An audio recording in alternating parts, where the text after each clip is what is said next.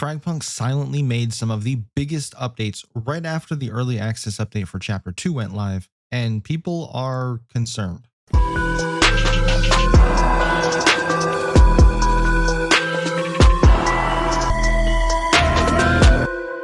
Hey guys, Nightfall here, and I'm not sure if I'm just dumb or stupid, but I couldn't find these patch notes anywhere else except on the Steam page for the game, and yet they're some of the most game-changing updates that we've seen yet.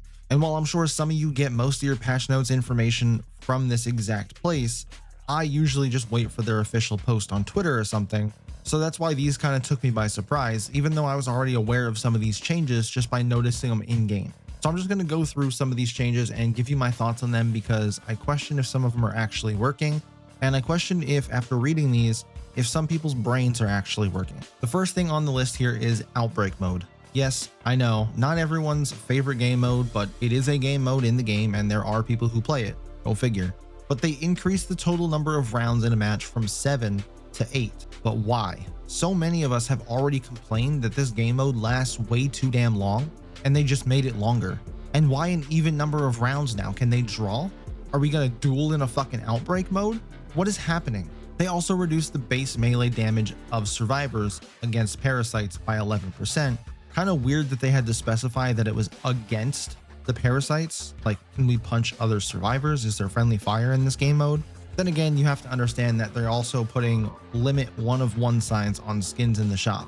What I want to know is, why did they make that change? Who's the idiot who got upset when they couldn't purchase 2 Corona frog skins? Next up, we have some rank changes, and this might make a lot of you happy, or it might piss a lot of you off. So they added a new rank decay mechanism, and I've never heard of a game doing this before, but I kind of like the idea. So basically, if you don't play ranked matches for several consecutive days, your rank will begin to just lose points every day until you participate in ranked again. Which makes sense because you're going to be rusty. So if you take a week off of playing ranked, you're not going to be exactly the same rank that you were when you left a week ago.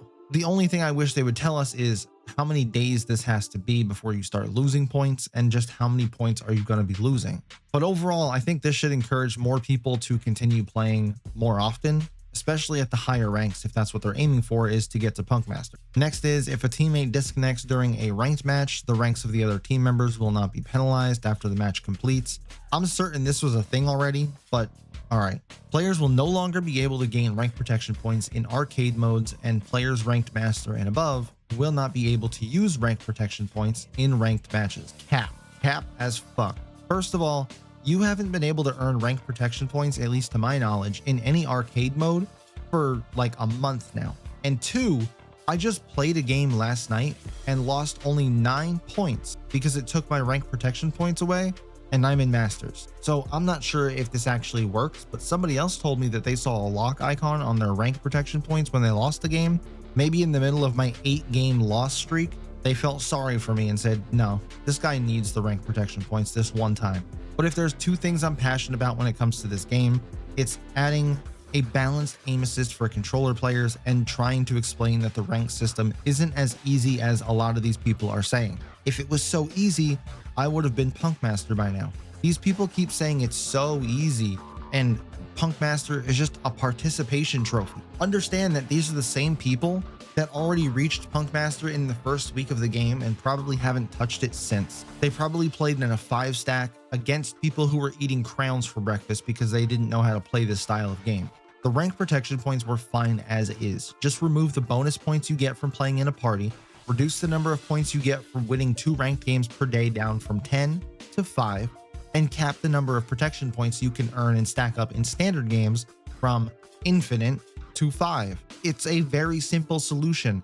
There was no reason to go full on left shark and just remove it for certain ranks and make it almost impossible for a lot of players to even get Punk Master. It's just insane to me how we listen to these people with no supporting evidence of how quote unquote easy it is. Stop allowing 5 stacks to queue in Master and up too, because they just ruin the experience. But whatever. I enjoyed the challenge, but I'll probably be switching to console to make things a level playing field, since we can't just get input-based matchmaking, and even after some of the aim assist updates, which we'll talk about in just a moment, mouse and keyboard still has the clear advantage. But we can debate this all day if these are good changes or not.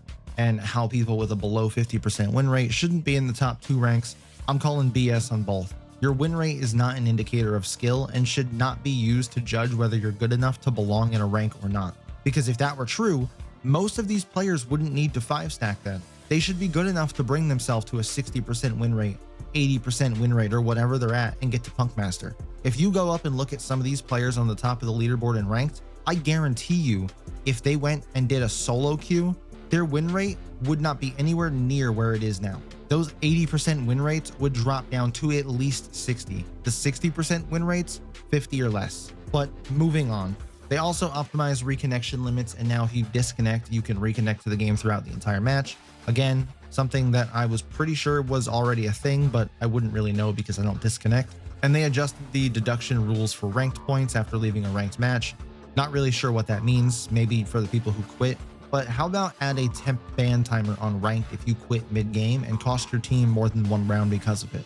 If they disconnect and reconnect quick enough, no problem. Within a round, sure. But if they're gone for 2, 3, 4 rounds or half the match, after that game is over, they should get a ranked ban timer of like an hour for the first time that they do this, because I'm almost positive there are people out there who are abusing this system. Then we get to one of the most controversial changes on this entire list, the leaderboards. So they added leaderboard decay, and this one just isn't taking away your points. It seems like you just get removed off the list entirely, which makes me wonder if you come back and play a ranked game, do you just get thrown right back to where you were? Because it's not saying you're losing points, it's just saying they take you off the list. Also, they combined all the leaderboards, so when you look at this, you're not just looking at whatever region you're in. In my case, it would have been NA. It's now global leaderboard. Then a general fix regarding aim assist for PC users and it being available after the console release, but it's already working now. I've confirmed this, and it does need some tweaking. Currently, it's just a slowdown, and the area around the character starts slowing you down before you even get to the character. That area needs to be smaller.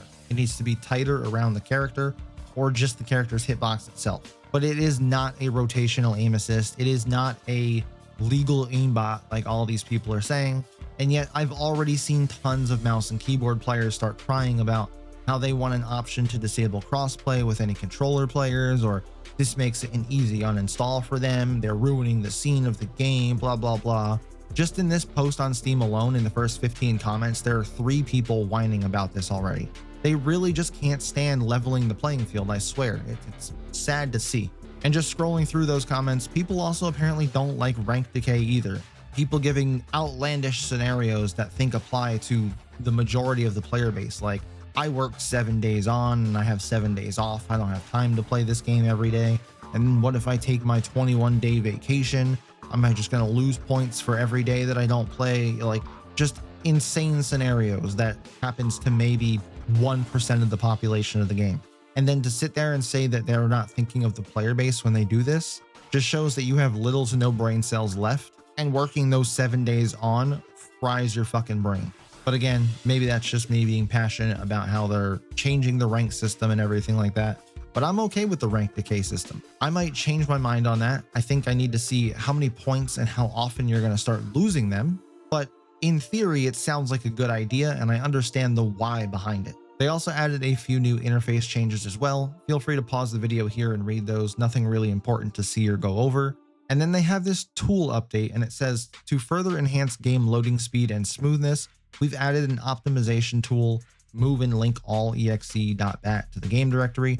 You can find it in the game installation directory, follow that directory, I guess. If your game is installed on a non-system mechanical hard drive, you could double click this tool, move some files to your C drive, which would then improve the game's run speed. I haven't done this. If you've tried this, let me know if it actually does anything. Does it load the game faster?